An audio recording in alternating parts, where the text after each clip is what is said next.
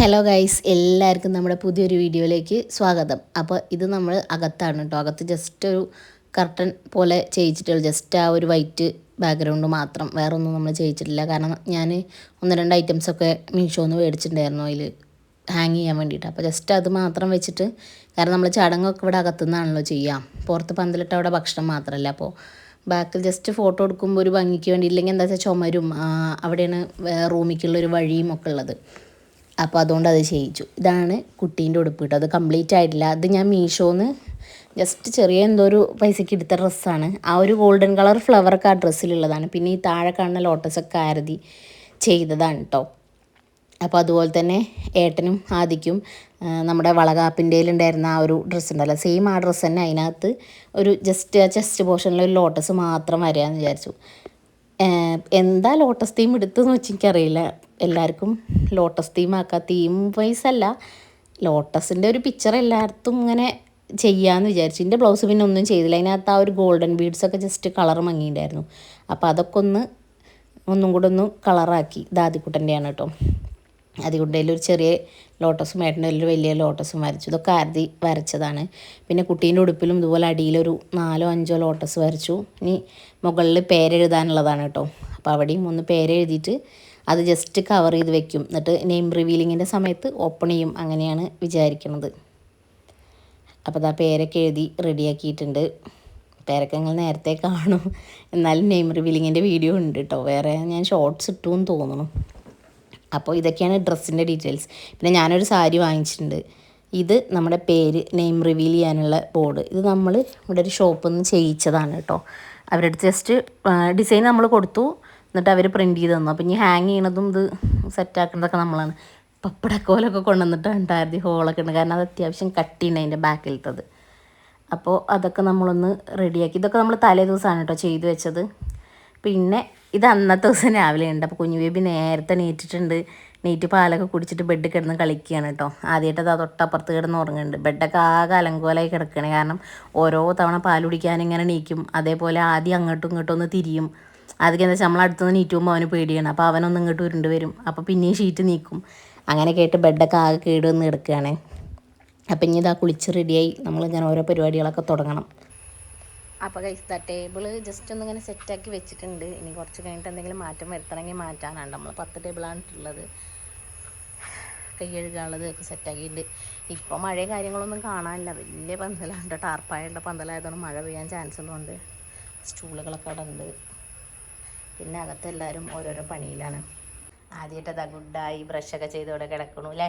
എന്താ പരിപാടി ഏട്ടാ പറയൂ. കുഞ്ഞു ബേബീൻ്റെ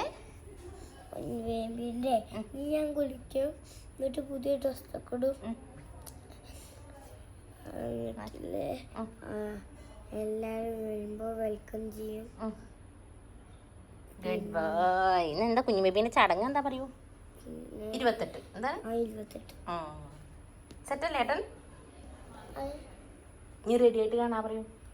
റെഡി ആയിട്ട് കാണാം. അപ്പോൾ ഇത് നമ്മൾ വരുന്നവർക്ക് കുടിക്കാൻ കൊടുക്കാനുള്ളതാണ് കേട്ടോ. ബദാം മിൽക്കാണ് കലക്കുന്നത്. കാരണം നല്ല മഴയാണല്ലോ എന്ന് വിചാരിച്ചാണ് ചൂടുള്ള സാധനം ഉണ്ടാക്കിയത്. പക്ഷേ ഒരു തുള്ളി മഴ പോലും പെയ്തില്ല കേട്ടോ.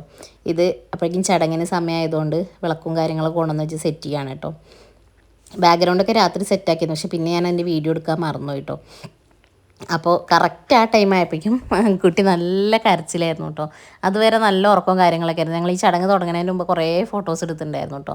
നമ്മൾ വീട്ടിലുള്ള എല്ലാവരും നേരത്തെ ഫോട്ടോസ് എടുത്തു. കാരണം ചടങ്ങ് കഴിഞ്ഞ് എനിക്ക് ഉറപ്പാണ് കുട്ടി ഫുൾ കരച്ചിലായിരിക്കുന്നത്. അപ്പോൾ അതുകൊണ്ട് നേരത്തെ ഫോട്ടോസൊക്കെ എടുത്തു. ഇതാണ് കേട്ടോ എൻ്റെ സാരി. അടിയിൽ കംപ്ലീറ്റ് ലോട്ടസാണ്. ഇത് ഞാൻ മീഷോന്ന് വാങ്ങിച്ച സാരിയാണ് കേട്ടോ. വലിയ റേറ്റ് ഒന്നും ആയില്ല, പക്ഷേ നല്ല ഭംഗിയുണ്ടായിരുന്നു കേട്ടോ. എല്ലാവരും പറഞ്ഞു, കാരണം കറക്റ്റ് ആ കോസ്റ്റ്യൂമിക്ക് മാച്ച് ആയിരുന്നു.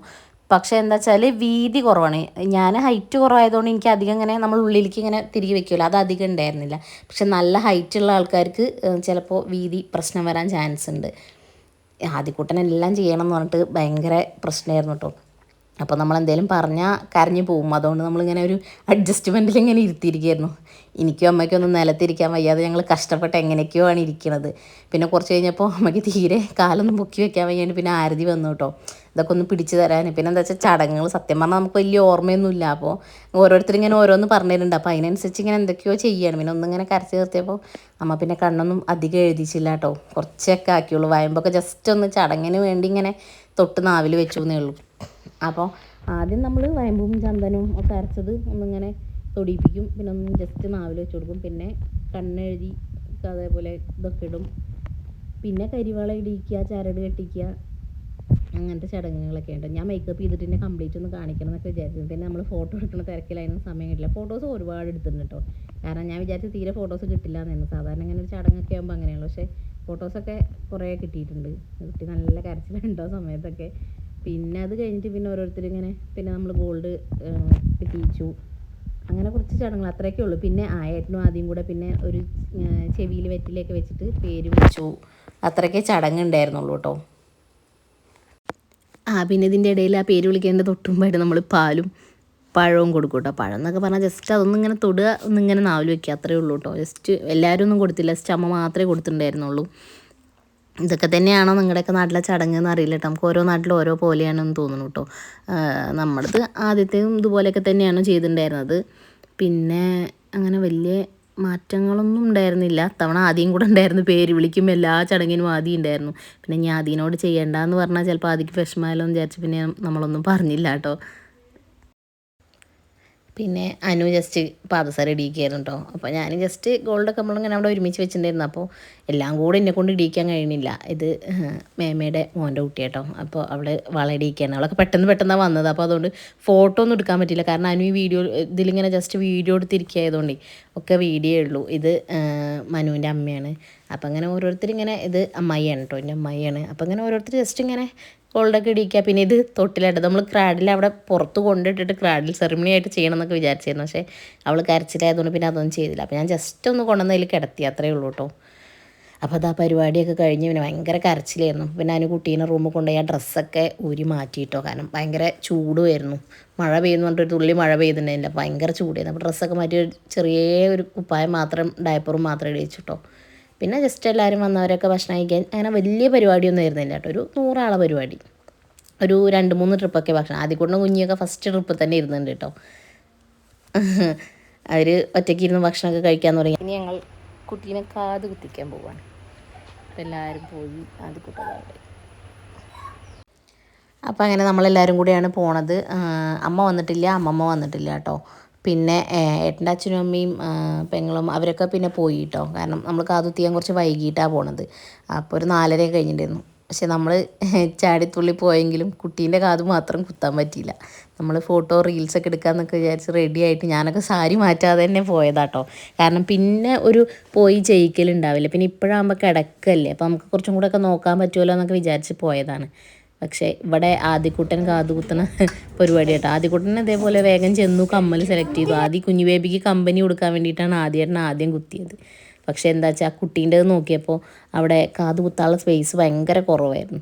പിന്നെ അതുകൊണ്ട് കാത് കുത്തുകയാണ് കേട്ടോ. അതുകൊണ്ട് ഒന്ന് ഒരു ചെറിയൊരു ഞെട്ടലും ഒന്നൊരു പിടിച്ച് വലിയുണ്ട്. പക്ഷെ പിന്നെ ഓക്കെ ആയിരുന്നു കേട്ടോ, വേറെ കുഴപ്പമൊന്നും ഉണ്ടായിരുന്നില്ല. പക്ഷെ കരഞ്ഞൊന്നുമില്ല, ഞാൻ വിചാരിച്ചു കരയുമെന്ന്, പാവം. പിന്നെ അത് കഴിഞ്ഞിട്ടാണ് കുട്ടീൻ്റെത് വന്ന് നോക്കിയത് കേട്ടോ. അതുകൊണ്ട് നമ്മൾ റീൽസാക്കി എടുത്തതാണ് കാത് കുത്തുന്നത്. ഗണ്ണ് വെച്ചിട്ട് തന്നെയാണ് ചെയ്തത്. അപ്പോൾ കുട്ടീൻ്റെ തീരെ സ്പേസ് ഇല്ല, ഒരെണ്ണത്തിൽ ജസ്റ്റ് ഒന്ന് മാർക്കൊക്കെ ചെയ്ത് നോക്കി.